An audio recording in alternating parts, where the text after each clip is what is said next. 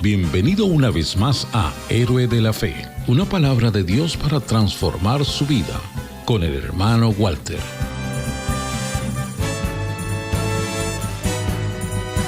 Seguimos sobre el tema de José. José de soñador a primer ministro. Y el tema de hoy es el camino al éxito.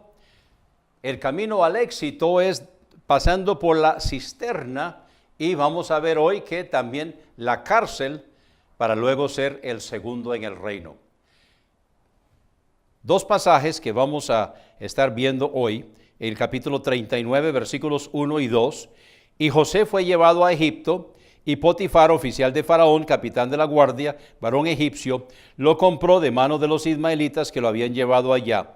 Pero Jehová estaba con José, y fue un varón próspero, y estaba en la casa de su señor, el egipcio. Ahora también el capítulo 39, versículos 20 al 23, tomó su señor a José y lo puso en la cárcel, donde estaban los presos del rey, y estuvo ahí en la cárcel. Pero Jehová estaba con José y extendió a él su misericordia, y le dio gracia ante los ojos del jefe de la cárcel. Y el jefe de la cárcel entregó en mano de José todos los presos que había en aquella prisión, todo lo que hacían allí, él lo dirigía. Los invito a abrir la palabra de Dios hoy en Génesis capítulo 39. En Génesis capítulo 39 encontramos a José en la casa de Potifar, quien lo había comprado. Llevado pues José a Egipto, Potifar, oficial de Faraón, capitán de la guardia, varón egipcio, lo compró de los ismaelitas que lo habían llevado allá. Mas Jehová estaba con José. Aquí está la clave. Todo esto es parte de la formación de José. Dios está llevando a José donde Él quiere que esté. El propósito es que Él pueda salvar de hambre al pueblo de Israel. Hay una ruta un poco extraña, pero para poder llevarlo donde Dios quiere que esté, tiene que pasar esta trayectoria. Nosotros en el camino a donde Dios quiere que estemos, muchas veces vamos a pasar por situaciones que vamos a preguntar, ¿y esto qué tiene que ver con nada? Pero hay un propósito. Dice Romanos 8:28, que todo tiene una razón de ser y todo es para bien en la vida del creyente. Seguimos leyendo, mas Jehová estaba con José, y fue varón próspero, y estaba en la casa de su amo el egipcio. Y vio su amo que Jehová estaba con él, y que todo lo que él hacía, Jehová lo hacía prosperar en su mano. Así halló José gracia en sus ojos, y le servía, y él le hizo mayordomo de su casa, y entregó en su poder todo lo que tenía. Así que José ahora es esclavo, pero llegó a ser el mayordomo de la casa de Potifar. Y aconteció que desde cuando le dio el encargo de su casa y de todo lo que tenía, Jehová bendijo la casa del egipcio a causa de José. Y la bendición de Jehová estaba sobre todo lo que tenía, así en casa como también en el campo. Entonces Dios tenía su mano sobre José, y Dios prosperaba todo lo que José tocaba, todo lo que José manejaba. Además de eso, lo está preparando como administrador. El camino es del hijo predilecto de su padre, el primogénito en el corazón de Jacob, a la cisterna, vendido como esclavo. Ahora es un esclavo, pero es un mayordomo en la casa de Potifar, y Dios está bendiciendo todo lo que él hace y le está enseñando administración para que él pueda usar estos dotes, estos dones más adelante. Versículo 6. Y Potifar dejó todo lo que tenía en mano de José, y con él no se preocupaba de cosa alguna, sino del pan que comía. Y era José de hermoso semblante y bella presencia. Ok, vamos a ver qué va a pasar ahora. Aconteció después de esto, que la mujer de su amo puso sus ojos en José, y dijo, duerme conmigo. Entonces aquí está una prueba, aquí está una tentación. Ahora él es mayordomo, él es esclavo. Supuestamente él tiene que hacer lo que digan sus señores. Sin embargo, vamos a ver cuál es la reacción de José. Recuerden que todo esto es parte de la formación de José. Y esto está aconteciendo para que José pueda estar en el lugar donde necesita estar. Versículo 8. Y él no quiso, y dijo a la mujer de su amo, he aquí que mi señor no se preocupa conmigo de lo que hay en casa, y ha puesto en mi mano todo lo que tiene. No hay otro mayor que yo en esta casa, y ninguna cosa me ha reservado sino a ti. Le dice a la mujer, por cuanto tú eres su mujer, ¿Cómo pues haría yo este grande mal y pecaría contra Dios? Y la palabra aquí en el hebreo es Elohim. Hablando ella a José cada día y no escuchándola él para acostarse al lado de ella, para estar con ella, aconteció que entrando él un día en casa para hacer su oficio y no había nadie de los de casa allí. Y ella lo asió por su ropa diciendo, duerme conmigo. Entonces él dejó su ropa en las manos de ella y huyó y salió. Alguien dijo, es mejor decir, aquí huyó que aquí murió. Cuando vio ella que le había dejado su ropa en sus manos y había huido fuera, llamó a los de casa y les habló diciendo, mirad, nos ha traído un hebreo para que hiciese burla de nosotros. Vino él a mí para dormir conmigo y yo di grandes voces, y viendo que yo alzaba la voz y gritaba, dejó junto a mí su ropa y huyó y salió. Calumnia. Alguien dirá, pero ¿cómo es posible que Dios permita esto? ¿Cómo es posible que un hombre de Dios, un hombre que está sirviendo a Dios, un hombre que está siendo formado para servir a Dios, cómo es posible que esto acontezca? Es parte de la formación. La única manera que José iba a poder parar en la cárcel donde Dios lo necesitaba era por una injusticia. Y ella puso junto a sí la ropa de José hasta que vino su señor a su casa. Entonces le habló ella las mismas palabras diciendo, el siervo hebreo que nos trajiste vino a mí para deshonrarme. Y cuando yo alcé mi voz y grité, él dejó su ropa junto a mí y huyó fuera. Y sucedió que cuando oyó el amo de José las palabras que su mujer le hablaba, diciendo, así me ha tratado tu siervo, se encendió su furor. Ahora voy a decirle lo que yo creo. Yo creo que si Potifar hubiera creído el cuento de su mujer, no lo hubiera metido en la cárcel, lo hubiera matado. Yo creo que él se encendió su furor porque acababa de perder a su mejor esclavo. Es lo que yo creo. Y tomó su amo a José y lo puso en la cárcel donde estaban los presos del rey, o sea, en la parte selecta. Y estuvo ahí en la cárcel. Muy bien, ¿ahora qué? Bueno, ya José está en la cárcel. De hijo predilecto, soñador, el heredero de su padre, en el corazón de Jacob, el primogénito, a la cisterna, de la cisterna como esclavo, de esclavo como mayordomo, y ahora de mayordomo a la cárcel. Pero Jehová estaba con José, versículo 21, y le extendió su misericordia y le dio gracia en los ojos del jefe de la cárcel. Ok, ahora está en la cárcel. ¿Qué va a hacer José en la cárcel? Y el jefe de la cárcel entregó en mano de José el cuidado de todos los presos que había en aquella prisión. Todo lo que se hacía ahí, él lo hacía. O sea, donde José llegaba, se convertía en el administrador. Todas las partes donde José llegaba, él se convertía en el administrador. Era un esclavo de Potifar, pero se convirtió en el mayordomo.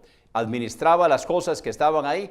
Potifar le entregó todo en sus manos y él lo administraba, y Dios bendijo a Potifar como consecuencia de eso. Ahora está en la cárcel injustamente por una calumnia de la mujer de Potifar, pero ahí toma otra vez las riendas de la cárcel. Llega a ser el administrador de la cárcel. Dice, versículo 23, no necesitaba atender al jefe de la cárcel cosa alguna de las que estaban al cuidado de José, porque Jehová estaba con José. Aquí está la clave. Porque Jehová estaba con José, y lo que él hacía, Jehová lo prosperaba. Ya fuera en la casa de Potifar, ahora en la cárcel, Jehová lo prosperaba. Sigamos leyendo el capítulo 40. Sigan conmigo. Si no ha buscado su Biblia, entonces vaya a buscar la Biblia. Génesis capítulo 40. Aconteció después de estas cosas que el copero del rey de Egipto y el panadero delinquieron contra su señor, el rey de Egipto, y se enojó Faraón contra sus dos oficiales, contra el jefe de los coperos y contra el jefe de los panaderos, y los puso en prisión, en la casa del capitán de la guardia, en la cárcel donde José estaba preso. ¡Qué casualidad! Ahora, el copero del rey y el panadero del rey ahora caen paticas en la cárcel, precisamente donde está José administrando la cárcel. Dios va colocando las piezas del ajedrez. Dios va permitiendo que estas cosas sucedan para que cada pieza esté en el lugar correcto, en el momento correcto.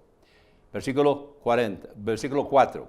Y el capitán de la guardia encargó de ellos a José, y él les servía. José ahora está sirviendo al copero y al panadero del rey, y estuvieron días en la prisión. Y ambos, el copero y el panadero del rey de Egipto, que estaban arrestados en la prisión, tuvieron un sueño, cada uno su propio sueño, en una misma noche, cada uno con su propio significado. Vino a ellos José por la mañana, y los miró, y he aquí que estaban tristes. Y él preguntó a aquellos oficiales de Faraón que estaban con él en la prisión de la casa de su señor, diciendo, ¿por qué parecen hoy mal vuestros semblantes? O sea, era aparente que ellos tenían algo que los preocupaba. Y ellos le dijeron, hemos tenido un sueño y no hay quien lo interprete. Entonces les dijo Dios, ¿no son de Dios las interpretaciones? Contádmelo ahora. Notemos aquí a quién José le está dando la gloria. Él no se atribuye el éxito, él no se atribuye lo que él va a hacer, sino que él dice, no son de Dios las interpretaciones. Él siempre está confiando en el Señor. La actitud de José a través de todo este proceso de formación es una actitud positiva, y a través de todo esto él está dándole a Dios la honra y la gloria. Y Dios lo está prosperando, y Dios lo está formando, y Dios lo está preparando para que esté en el lugar donde tiene que estar para hacer lo que Dios necesita que él haga para la honra y gloria de Dios. Y va a salvar al pueblo de Israel de Egipto, los va a sacar. Y Dios va a usar a José para sacar a Israel de el hambre, va a llevarlos a Egipto. Ahí van a tener todo lo que ellos necesitan para sobrevivencia.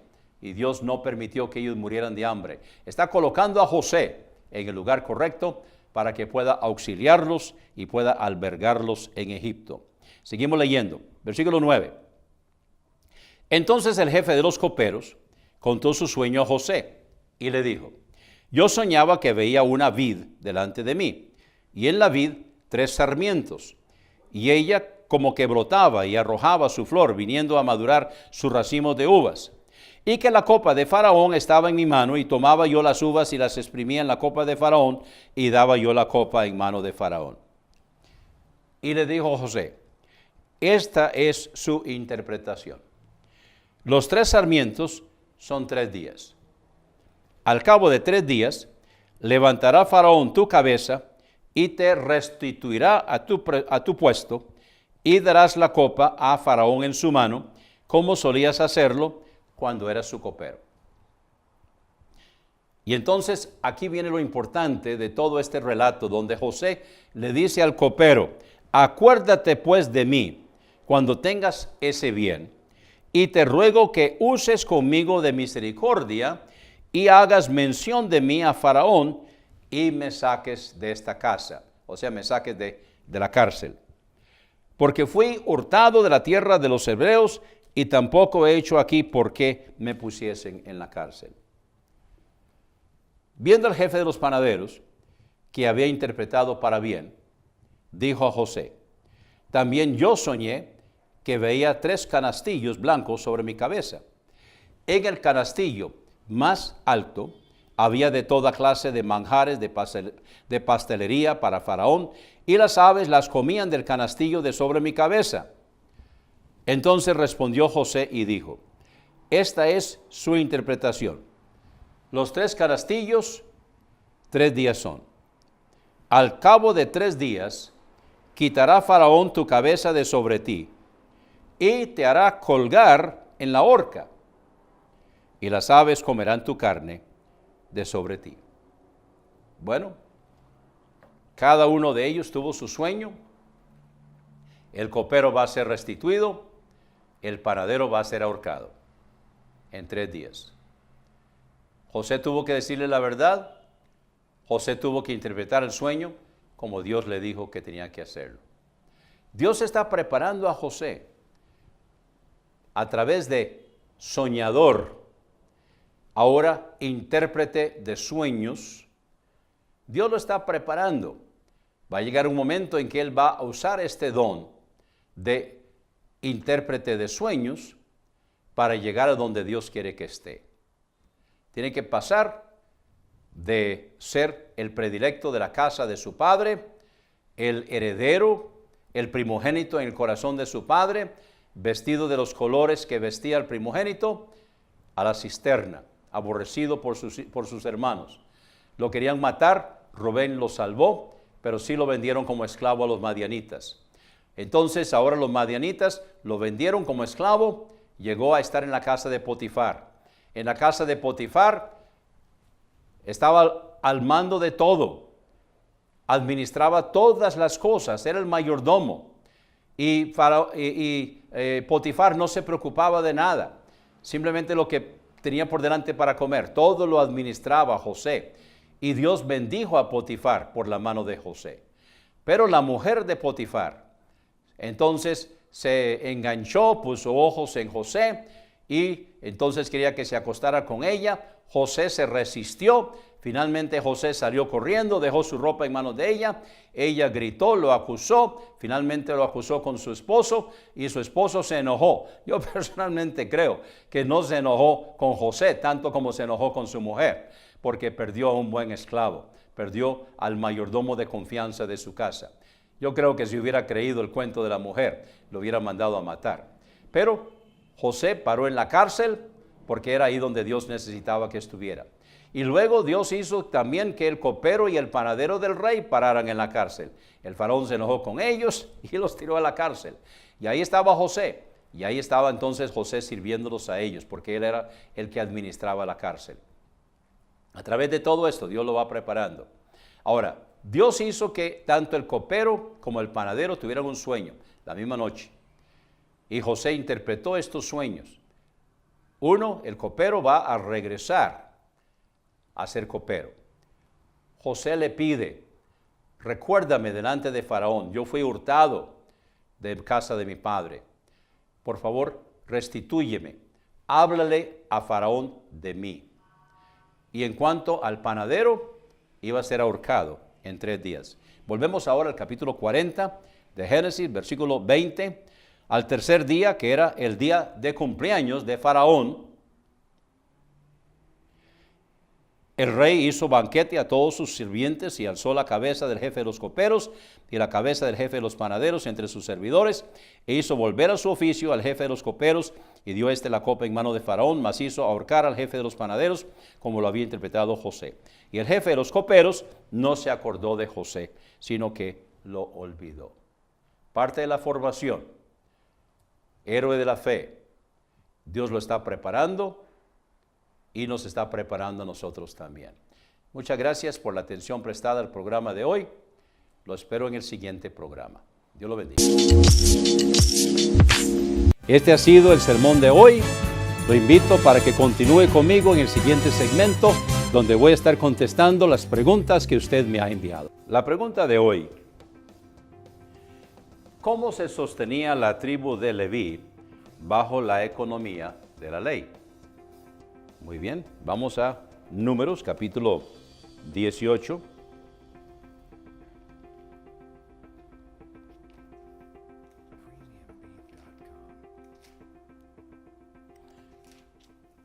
Y los invito a ustedes también, televidentes, a buscar en sus Biblias para que se unan a nosotros.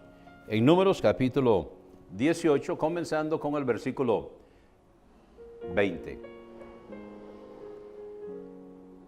Y Jehová dijo a Aarón: de la tierra de ellos no tendrás heredad. Está hablándole a Aarón acerca de la tierra prometida, la distribución de la tierra. De la tierra de ellos no tendrás heredad, ni entre ellos tendrás parte. Yo, está Jehová hablándole a Aarón, yo soy tu parte y tu heredad en medio de los hijos de Israel. Y ahora, paremos un momentito aquí. Dios distribuyó los levitas en 48 ciudades. Estas 48 ciudades estaban distribuidas entre las 12 tribus de Israel, Y de esas 48 ciudades, 6 eran ciudades de refugio. Habían 2 ciudades en el norte, a cada lado del Jordán, 2 en el centro y 2 en el sur. Eran ciudades de refugio. De las 48 ciudades, 6 eran ciudades de refugio. Ese es tema para otra pregunta. Y entonces ellos quedaron distribuidos. Ellos tenían nada más estas 48 ciudades y sus ejidos, que eran 2000 codos. O sea, suficiente campo como para hacer una huerta, para tener sus ganados y cosas así, pero no para vivir de eso. Versículo 21. Estamos en Números 18, 21. Y he aquí, yo he dado a los hijos de Leví todos los diezmos en Israel por heredad, por su ministerio, por cuanto ellos sirven en el ministerio del tabernáculo de reunión. Y no se acercarán más los hijos de Israel al tabernáculo de reunión, para que no lleven pecado por el cual mueran. Mas los levitas harán el servicio del tabernáculo de reunión, y ellos llevarán su iniquidad. ¿La iniquidad de quién? La iniquidad del pueblo. Estatuto perpetuo para vuestros descendientes, y no poseerán los levitas heredad entre los hijos de Israel. Entonces, los levitas tenían el cargo del tabernáculo. Juntamente con eso llevaban la iniquidad del pueblo de Israel, porque el tabernáculo estaba en medio del pueblo en pecado, del pueblo contaminado. El sumo sacerdote vestía todos los días del año su vestido de colores, con la granada y la campana, llamando la atención al precio del pecado, y así andaba todos los días del año menos uno, el Yom Kippur, que ese día vestía blanco, que era el día que entraba al lugar santísimo con la sangre y la aplicaba al propiciatorio. Ese día entonces quedaba puro, Israel quedaba sin pecado, típicamente hablando. Ese día el sumo sacerdote vestía blanco, porque el sumo sacerdote era el representante legal del estado espiritual de la nación de Israel. Entonces, así como vestía el sumo sacerdote, así Dios veía a Israel. Y era como una especie de parachoques los levitas entre el pueblo y Dios en el tabernáculo. Ellos entonces se colocaban alrededor del tabernáculo por los 4 costados, los 3 costados, y luego Moisés al frente. Así estaban Moisés y Aarón, y estaban entonces las otras 3 familias de los levitas a los lados. Ellos servían entonces de parachoques o de bumper o de amortiguador entre el pueblo de Israel y el tabernáculo. Y una vez al año, eso sí, el sumo sacerdote, cuando entraba con la sangre al lugar santo y al lugar santísimo, tenía que aplicar la sangre, no solamente al propiciatorio en el lugar santísimo, sino que también aplicaba la sangre a los muebles en el lugar santo, para purificarlos, porque estaba en medio del pueblo contaminado. Así que los levitas eran los que llevaban la iniquidad del pueblo, y por lo tanto ellos vivían entonces de los diezmos de todas las otras tribus. Ahora notemos que si sumamos todas las tribus, eran 13, porque José recibió doble heredad. En Efraín y Manasés, que son los 2 hijos de José que Jacob adoptó cuando llegó a Egipto, entonces ahora José recibe doble heredad. O sea, José recibe la bendición primogenital. Él recibe la doble herencia del primogénito, porque en el corazón de Jacob, José era el primogénito porque era con su amada Raquel. Así que habían 13 tribus, incluyendo la tribu de Leví, pero la tierra de Israel se distribuyó entre 12 porque los levitas no tenían parte, sino que los levitas quedaron con esas 48 ciudades y ellos llevaban la iniquidad del pueblo. Dice entonces, versículo 22 otra vez: y no se acercarán más los hijos de Israel al tabernáculo de reunión, para que no lleven pecado por el cual mueran. Mas los levitas harán el servicio del tabernáculo de reunión, y ellos llevarán su iniquidad, la iniquidad del pueblo. Estatuto perpetuo para vuestros descendientes, y no poseerán heredad entre los hijos de Israel. Porque a los levitas he dado por heredad los diezmos de los hijos de Israel, que ofrecerán a Jehová en ofrenda, por lo cual les he dicho: entre los hijos de Israel no poseerán heredad. Ahora aquí no termina. ¿Cómo se sostenía el sumo sacerdote? Recordemos que los sacerdotes recibían el beneficio de algunas de las ofrendas. Algunas de las ofrendas eran comidas por el sacerdote juntamente con la persona que estaba ofrendando. Entonces el sacerdote comía de parte de Dios, por decirlo así, y él recibía ese beneficio. El sumo sacerdote no tenía ese beneficio. El sumo sacerdote no ofrecía los sacrificios del pueblo. El sumo sacerdote solamente ofrecía el sacrificio en el día de expiación, en el Yom Kippur, pero él no participaba de eso. Por lo tanto, él no tenía ese beneficio que tenían los sacerdotes. Entonces seguimos leyendo aquí en el versículo 25. Estamos en Números 18, 25. Y habló Jehová a Moisés diciendo: así hablarás ahora a los levitas y les dirás: cuando toméis de los hijos de Israel los diezmos que os he dado de ellos por vuestra heredad, vosotros presentaréis de ellos en ofrenda mecida a Jehová el diezmo de los diezmos. Entonces ellos recibían el diezmo de las 12 tribus, quiere decir que ellos recibían un 120% del promedio bruto nacional, y ese diezmo entonces ellos debían diezmar ese diezmo que ellos habían recibido de las 12 tribus. Y entonces dice: vosotros presentaréis de ellos en ofrenda mecida a Jehová el diezmo de los diezmos, y se os contará vuestra ofrenda como grano de la era y como producto del lagar. O sea, era en especie el diezmo. Así ofreceréis también vosotros ofrenda a Jehová de todos vuestros diezmos que recibáis de los hijos de Israel. Pon atención. Y daréis de ellos la ofrenda de Jehová al sacerdote Aarón. Entonces, todos los levitas recibían el 120% del promedio bruto nacional de Israel, el diezmo. Todos los levitas, incluyendo sacerdotes, incluyendo el sumo sacerdote Aarón.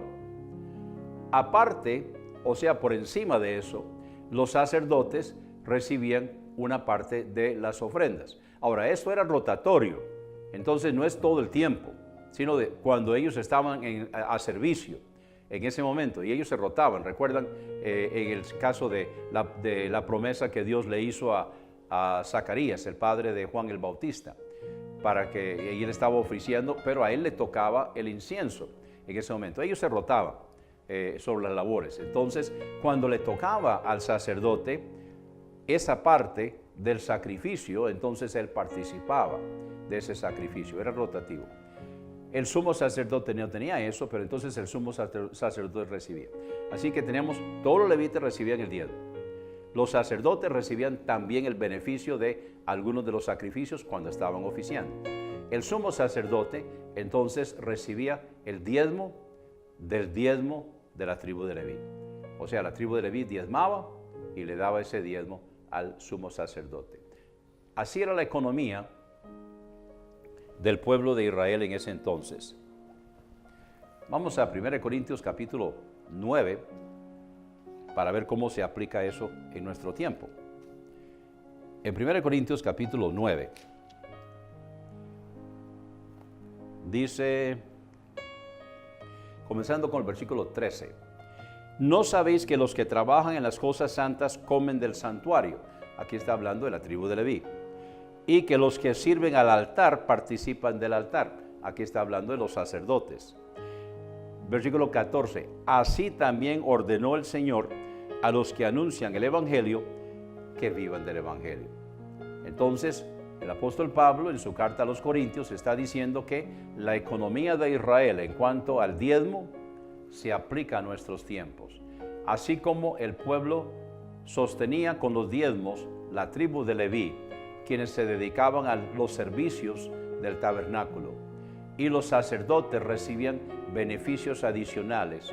Pablo dice: así también ordenó el Señor a los que anuncian el Evangelio que vivan del Evangelio. Así es como se aplica la economía de Israel en cuanto al sostenimiento del ministerio a nuestros días. Muchas gracias por la pregunta de hoy. Estoy esperando la suya. Gracias por su sintonía. Lo esperamos cada mañana de lunes a viernes a las 10 en su programa Héroe de la Fe con el hermano Walter. El único requisito es creer.